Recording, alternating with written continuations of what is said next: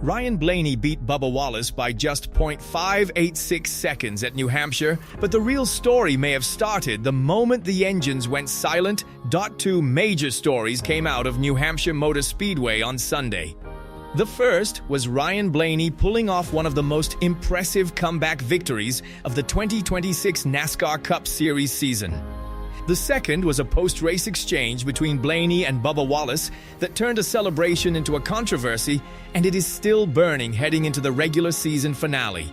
If you are enjoying this kind of NASCAR coverage, hit that like button right now and subscribe to NASCAR Nation Report.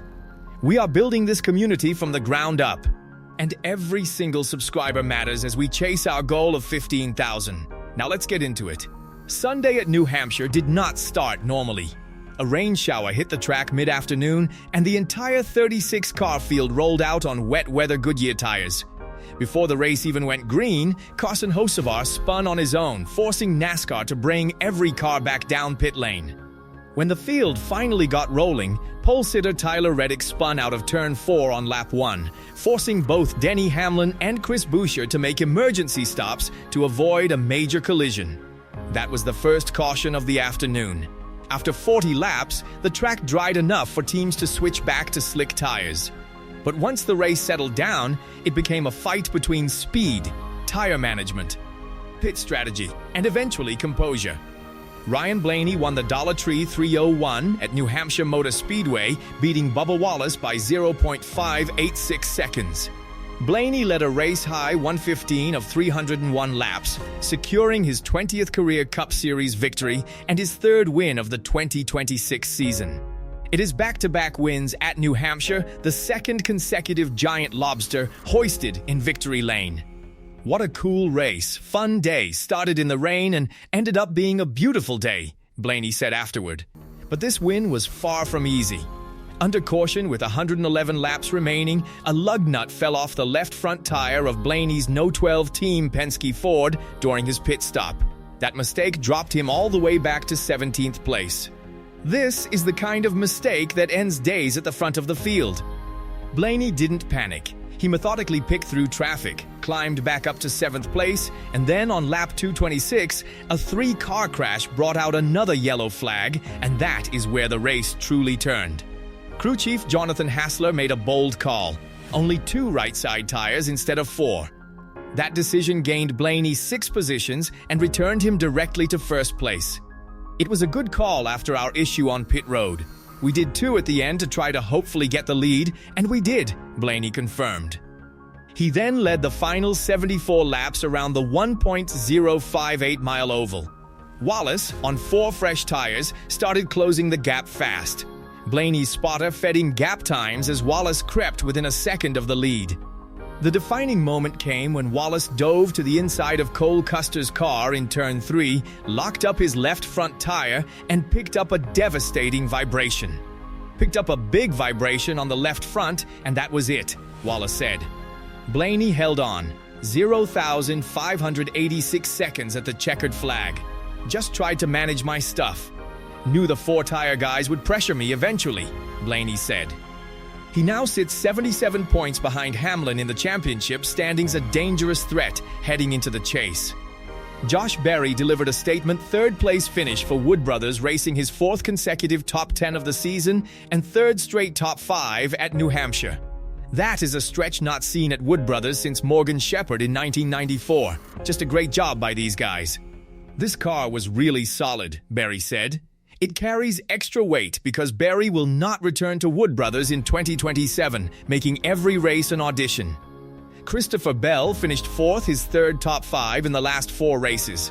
Kyle Larson finished 5th and formally clinched his chase position. Ty Gibbs was 6th, Hamlin 7th, Reddick 8th. And Noah Gragson 10th, his 2nd top 10 of the season and 1st since April. Ryan Preece finished 9th and gained 19 points on Shane Van Gisbergen in the chase bubble battle. Preece now trails Van Gisbergen by just 31 points heading to Daytona. Van Gisbergen holds the 16th and final chase spot. Austin Cindric is also in danger, sitting only 13 points above Van Gisbergen in 15th. Meanwhile, Ross Chastain suffered a mechanical failure after just 41 laps, finishing last, and his already slim chase hopes were officially eliminated. One mechanical failure wiped out his entire afternoon that is NASCAR. Now the story that overshadowed all of it. After the race, Blaney praised Wallace's speed, then added a line that immediately caught attention. He said Wallace had a fast car, but when it came down to it, being even-tempered won the race. On its own, that could simply be about staying calm under pressure.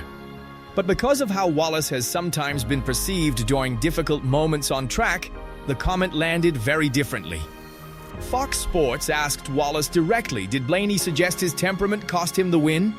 Wallace's response was sharp and immediate. He's been here long enough. You'd think he'd have a lot more to show for it. Wallace wasn't just responding to the race anymore. He turned the criticism directly back at Blaney, questioning whether Blaney's career resume truly reflects his years of experience in the Cup Series. And this happened immediately after Blaney had just won and Wallace had finished second. Hours later, Blaney addressed the controversy. He clarified he never intended to disrespect Wallace and that his original comment was purely about how both drivers handled the closing stages of the race. No hidden meaning, no shot at Wallace's character. But Blaney also acknowledged Wallace interpreted it differently and then described Wallace's response as disappointing and said it showed a lack of class. Blaney made clear he respects Wallace, but believes there is a right and wrong way to respond after a race. These two have raced each other since they were 10 years old.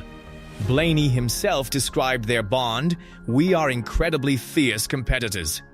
We are going to race the hell out of each other, but you can trust that person." That makes this exchange even more significant. Is this the beginning of a real rivalry? Or one heated post-race moment that fades? The tension is already set before the cars even reach Daytona. The Coke Zero Sugar 400 goes Saturday, August 29th at 7:30 p.m. ET on NBC, Miston, and Sirius XM NASCAR Radio 160 laps around Daytona International Speedway. The 16-driver chase field gets locked in after this race. Watch Priest versus Van Gisbergen. 31 points is nothing at a superspeedway. Watch Cindric, sitting just 13 points above Van Gisbergen. Watch Blaney, the defending Daytona race winner, arriving with 3 wins. Unstoppable momentum. And something to prove. Watch Wallace, who had the car to win New Hampshire and is arriving with a very public controversy hanging over him. And watch whether these two end up racing near each other, because if they do, every single move will mean something. Blaney's championship-level resilience falling to 17th and winning the race is the defining image of New Hampshire. Sometimes the story doesn't end when the checkered flag falls. Sometimes that's when the next story begins. And this weekend, we got both. This channel is still new, and we are building something special here, one NASCAR fan at a time. If you want daily NASCAR news, honest opinions, race reactions, and conversations that actually feel like we're sitting together talking about the sport we love, subscribe and come be part of the family. We are chasing 15,000 subscribers, and having you here from the very beginning means everything. Hit that like button, subscribe to NASCAR Nation Report, and let's build this together. Now I want to hear from you. Was Blaney simply talking about staying calm under pressure?